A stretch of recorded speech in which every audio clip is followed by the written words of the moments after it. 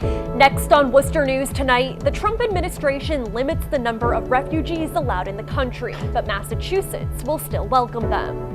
Plus, a look at the revenue from recreational marijuana sales in Worcester and what the city is putting the money towards.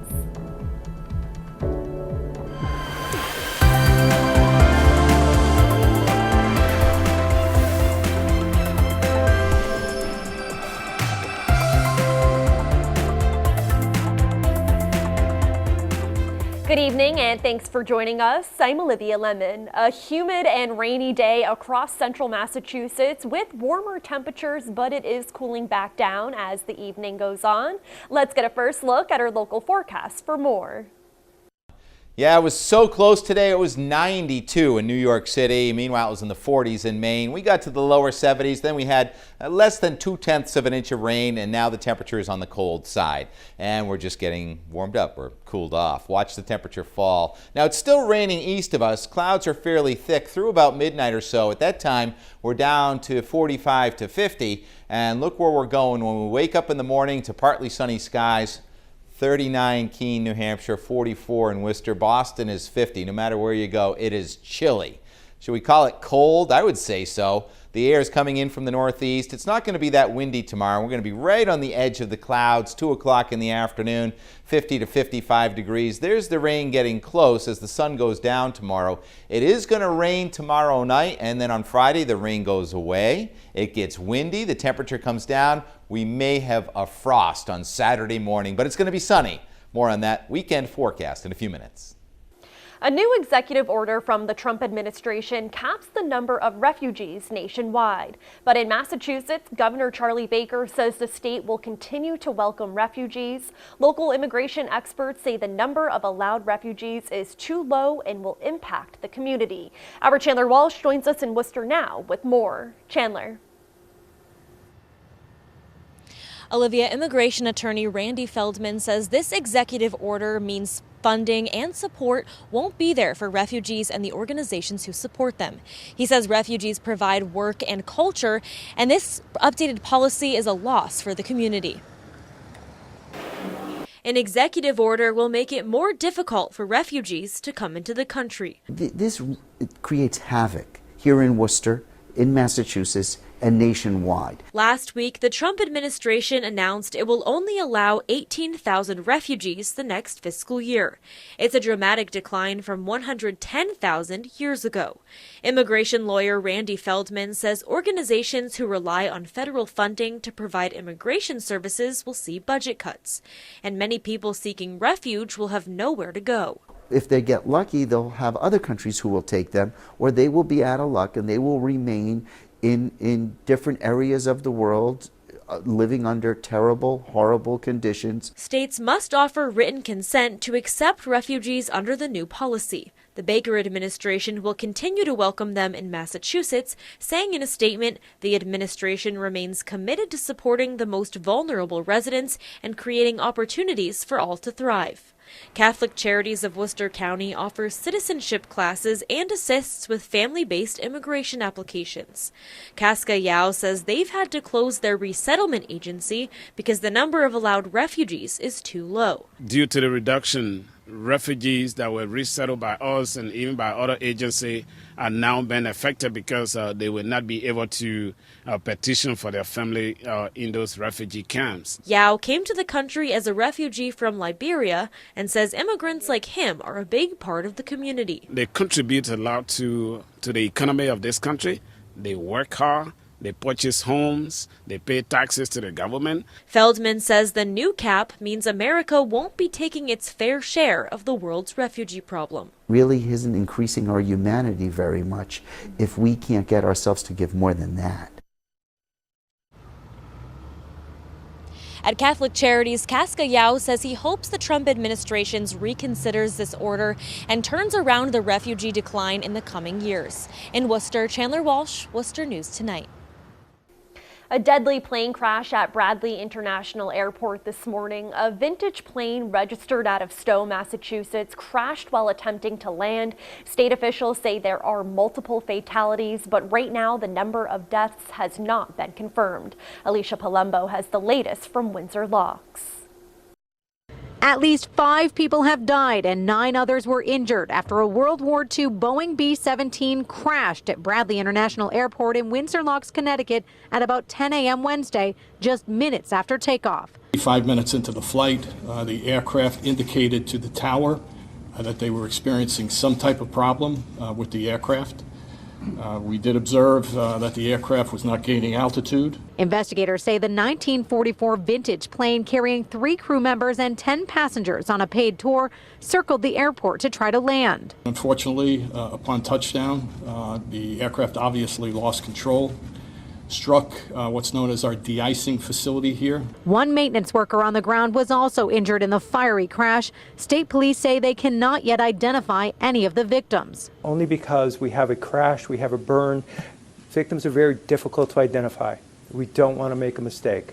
At least 6 people were transported to the hospital for treatment. The NTSB, FBI, FAA, and Homeland Security are investigating what caused the plane to crash as police work to help the victims' loved ones during this incredibly tragic situation. These are husbands and wives and brothers and sisters and children, all members of our Connecticut family. Our hearts are broken for you right now. NTSB records show that same plane crashed in Pennsylvania back in 1987, injuring 3 people. It's unclear whether that history will factor into this investigation. In Windsor Locks, Connecticut, Alicia Palumbo, Worcester News Tonight. The plane involved in the crash also has ties to the city of Worcester. Our Cam Jandro joins us now to explain. Cam.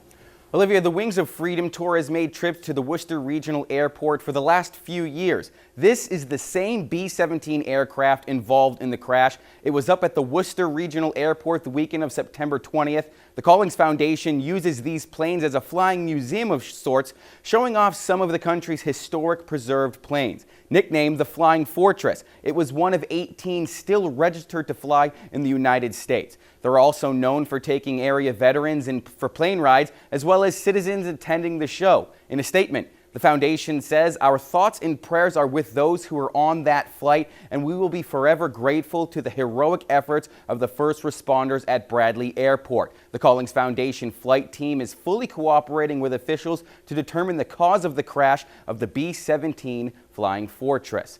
The Wings of Freedom Tour was scheduled to be in Connecticut through Thursday. The foundation also says they will not comment further until more details on the crash are known. In the studio, I'm Kim Jandro.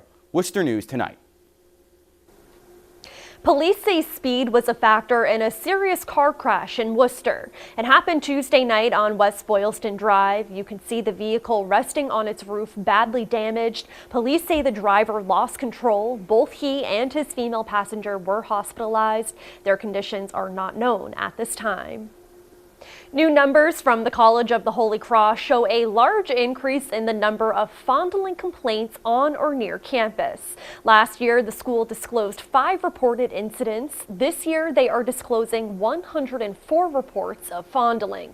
The numbers are based on reports received in the calendar year, even if the incidents occurred in a different year. The school's police chief says 102 of the reports are all directly attributed to misconduct committed by a single person nearly all in previous decades. This person is no longer permitted on any campus property.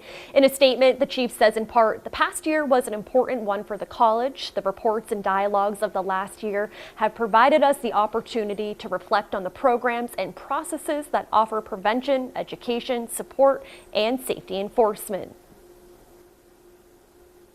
Worcester has space for 15 marijuana shops. Right now, 3 are open. 1 is both recreational and medicinal. The city says the revenue they receive from the recreational sales tax is going towards different programs. Our Gretchen LaRosa joins us now to explain. Gretchen. That's right, Olivia. The city says the more success these marijuana dispensaries have, the more city youth programs will benefit. There is only 1 state-authorized adult-use dispensary doing business in Worcester. The city will permit up to 15 recreational cannabis retailers. And right now, all 15 licenses have been filled at the local level. So for the most part, at this point, the remaining 14 licenses for the city of Worcester are all in the hands of the Cannabis Control Commission. Good Chemistry is the only recreational and medicinal dispensary open in Worcester. The 2 others in the city are medical use only. You know, this is a new industry in the city, one that comes with all sorts of questions. So far, Worcester has collected $100,000 in sales tax from Good Chemistry. They say the money will be put towards programs like Recreation Worcester. So once all 15 are up and running, you know, it should be substantial for the city. Tammy Trapasso is a grandmother of 3 and happy to hear some of the revenue will go towards helping youth programs. They help the community, they help the kids, better playgrounds, maybe some playgrounds in schools. You know, I think that it would do great for the city. In a statement, the company says in part, "We are happy to help the city in a way that supports the community." We're providing opportunities for kids in that crucial time periods of summer months when there's not in school, and you know, in that 3 to 5 period where we want to be providing, you know, positive activities for the students and neighbors and kids of this community. For now, there is no sales tax on medicinal marijuana.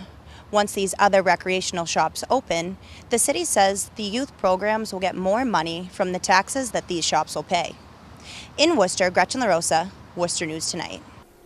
A more than $5.5 million grant will help tackle lead paint hazards in Worcester. The city says the money will address lead hazards in 250 housing units and will help provide safer homes for low-income families with children. Many homes in Worcester are more than 100 years old and were used to house factory workers. The city says due to a lack of maintenance on the properties, there is a continued need to make them healthy and safe for children under 6 years of age. This is the city's largest grant to date for lead hazard reduction and low-income housing. In Oxford, residents will vote at a special town meeting tonight on a Proposition 2.5 debt exclusion. It would allow the town to put $2 million towards a new public works facility. The proposal funds portions of the project but doesn't include construction. The town's DPW director says the exclusion would be a tax increase of about $20 a year for property owners.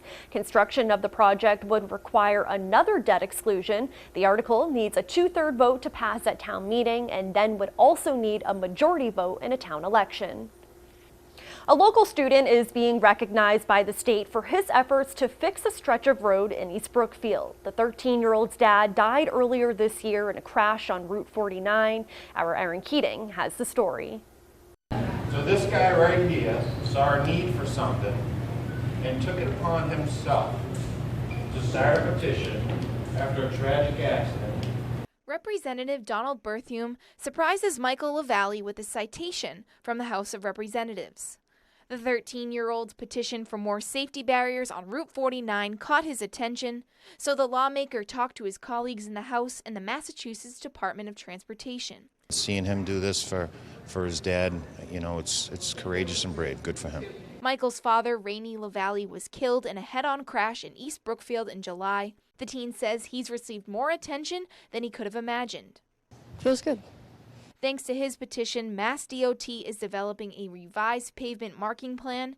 It will create a painted median to better separate the northbound and southbound lanes of Route 49. Many of us have traveled that road frequently, and we know how dangerous it is. You know, Michael took it upon himself to make a change, and it's something that's going to benefit all of us in the long run. Employees at the Knox Trail Middle School, including Principal Ralph Borseth, says LaValley's actions make the entire school proud. He's done something that not a lot of adults have ever done in a lifetime. I love seeing kids go for something that they believe in. Representative Berthium grew up with Michael's father. He says the teen's actions can inspire other young people to work for change. It's a lot of work, it's a lot of effort, but you can do it. Mikey did it, anybody can do it.